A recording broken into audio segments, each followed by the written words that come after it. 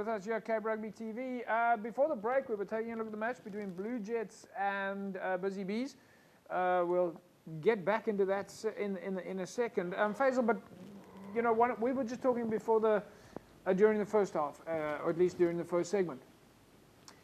During the build-up in the last 6 months, you guys did a lot of engagements with the clubs from a forum point of view, speaking about the competitions. You were speaking about things like the competition formats, the match rules, what the match officials have to do on the day. Jerome and the guys were busy with the coaches, the strength and conditioning. I think we touched on this last week, is that every one of those things has to, because we often talk about from a coaching point of view that your scrum must work, your line-out must work, and so on. But if any of those elements are gone for game day, then you don't have a game. Nothing, yeah.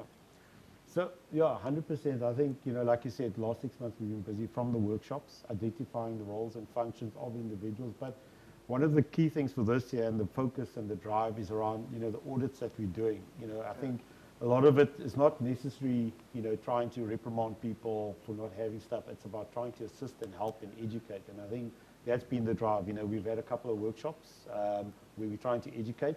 One of the biggest challenges that we find ourselves in is like some of the clubs, you know, not so much the one-man shows, but the support structures. You know, on the field is fine, you've got your coach, that's a starting point, but off the field, the support that's needed and that there. So the audits that we're doing, looking at club rugby, the AGMs, the meetings, you know, that there's, you know, there's a function off the field in terms of how things work. If you have a grievance and an issue, who do you speak to as a member? Because ultimately, it's not necessarily just rocking up and playing. It's also about being a member of the club, being a member of the community.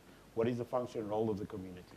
And Jerome, I mean, from a results point of view, you as a coach, you don't want to be dealing with that sort of admin at any stage. This is another reason why the admin machine is so important at a club level.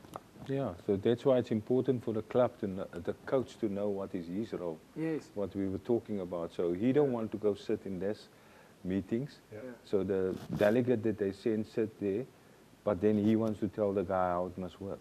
Yeah, so this guy in the other side don't tell him how he must coach. So So that's important how that they you must have work what together. I suppose what one calls a delegation of powers, or a delegation of authority. Yeah. All right, we're going to talk more about the admin side and the admin wheels, still coming during the show. But let's take a look now at the second half between Blue Jets and Busy Bees.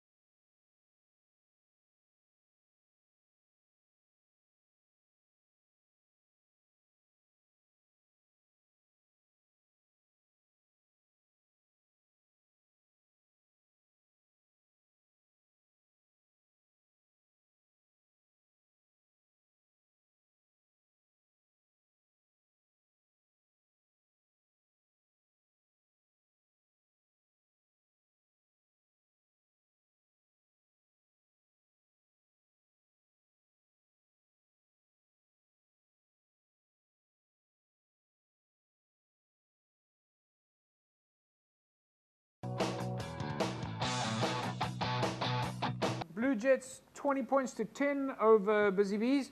Jerome, how much of an impact would it have made the fact that it was a derby match? I think both teams were playing in the Eastern Cape as well recently.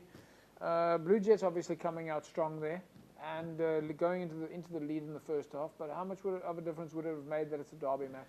Yeah, look, you could see Blue Jets, they took their chances. Like when there's opportunities to kick for poles, they kick for poles. Yeah. And Busy Bees were playing a lot of rugby. So this whole of second half, if you watch the game, you actually think that Busy Bees are winning the game. But whenever Blue Jays have an opportunity, they create points and they get points. And that's a derby. That's a proper derby. So they didn't take chances. Yeah. They just tried to get into Busy Bees' 22 and get points. All right. Folks, we also managed to catch up with Blue Jets captain Luvo.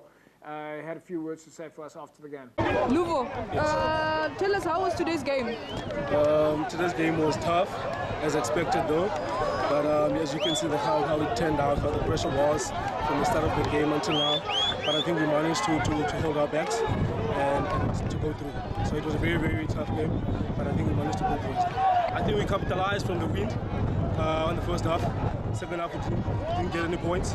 So we tried to accumulate as more points as possible for the first half, so that when it come now and the wind is against us, so that we are able to defend them as they come with pressure. I mean, it's a good start for the league. I think we're looking forward to more wins. If we hold it down like this, I think we can make it through. I think we won 2010, which is what we wanted. 4 points before 5 points. I think they're a very good team, very disciplined than us. I mean, Ref gave us so many penalties, but then they couldn't capitalize. But I mean, going forward, I think they can contest for the league. Right, there we go. Blue Jets getting off the starting blocks already early in the season with the win over Busy Bees. I'm sure that Blue Jets will be happy with those bragging rights, if nothing else. All right, folks, we'll take an ad break. When we come back, we'll start taking a look at some of the other results. Of course, Jerome's been busy at the High Performance Centre. We'll be back in a sec.